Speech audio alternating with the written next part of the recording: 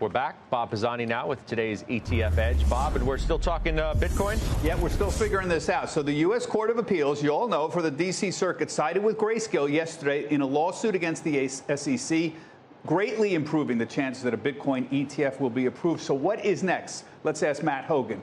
Matt is the Chief Investment Officer of Bitwise Asset Management. He is one of the 9 applicants seeking approval for a Bitcoin ETF from the SEC. So this man has skin in the game here. Matt, it seems like the ball's in the SEC's court. Game this out for us. What happens now? What's the next play? Absolutely, Bob. It's great to be here. This was a huge win in the industry's efforts to get a spot Bitcoin ETF launched. Now the SEC is going to consider what to do. They could appeal, although most people think that's unlikely, given that this was a unanimous decision by a 3-panel group of judges, including 2 Democratic-appointed judges. If they aren't appealing, then they can no longer use this argument to deny a spot Bitcoin ETF. So practically, what happens next is this Friday, they have to decide if they're delaying the approval or the review of Bitwise's application. Over the weekend, BlackRock's and others, probably pushing this out for another 45 days or so, but then things get very interesting. I think that's a time period to watch. Yeah. Given how harsh this ruling was, it would seem there's a fairly high barrier for an appeal. So what grounds could they even appeal on? You know, the court said Bitcoin futures and Bitcoin Cash are fundamentally similar products. You approve one, you have to approve the other. It seems unlikely an appellate court would reverse that, right? I mean, I think that's right, Bob. I think the SEC is more likely to focus on the other sort of technical aspects of bringing a spot Bitcoin ETF to market. You have to think about custody. You have to think about AP agreements. But it's important to note that those are much smaller, much more technical hurdles. This was the big beast standing in our way. I think it's finally been slayed. You know, they say that good things come to those who wait. This is a very good thing. We've been waiting for a while. I do think we'll see a spot Bitcoin ETF launch, hopefully by the end of this year.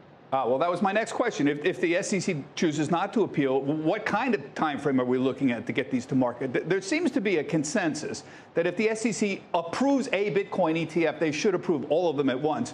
Do you agree with that? And give us more timeline here. Yeah, I think that would be a fair and level playing field for all the competitors in this market. I also think that would be the best thing for investors. That would mean the most competition, the most price competition, the most quality competition. So I'm optimistic that that's what we'll see. I do think the most important windows to look at are about 50 days from now. That's when the rubber really meets the road for the Bitwise application, for the BlackRock application, for other leading applications. And then the big date would be January 10th of 2024. That's when they have to make a decision on the ARC filing. And if they're lining up everyone, you would think they might make the decision on everyone by then. I suspect it's going to be earlier, Bob. Just 10 seconds we have. How long would an appeal take? If they appealed this week, how long would it take to get a ruling? I think that could take a while, but they have up to 45 days to appeal. I don't think that's the likely path. I think we're on the path to a spot Bitcoin ETF. That's an exciting path to be on. It's a guy with skin in the game, folks. There's a lot more coming up on what happens next with Bitcoin ETFs. ETF Edge at 2 p.m. Eastern Time. Now, Matt's going to be joined by Craig Salm. He's Grayscale's chief legal officer. He's the one who was in the middle of this whole thing. Jeremy Senderowitz is also going to join us. He's an attorney with Vedder Price who's been representing ETFs for 20 years. So we're going to answer all your questions on what's next for that Bitcoin ETF. We got all the experts ahead on etfedge.cnbc.com. Special 2 p.m. Eastern Time today. Scott, back to you. Good timing. Good stuff. Bob, thank you. Bob Pisani.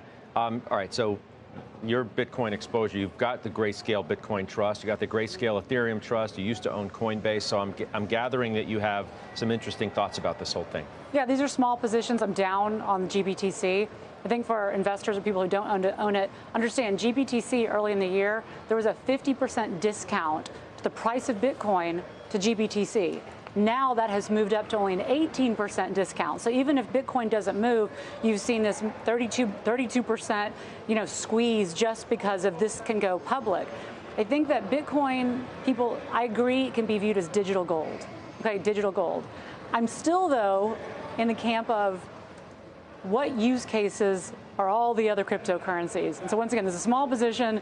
I think the whole nonsense and all the fraudulent activities that happened last year are just, to me, were a game changer. And so I want to see the open AI of crypto. I want to see the actual use cases before I'd even remotely think about stepping into this in size because I think that's so far out and yet to be determined. Okay.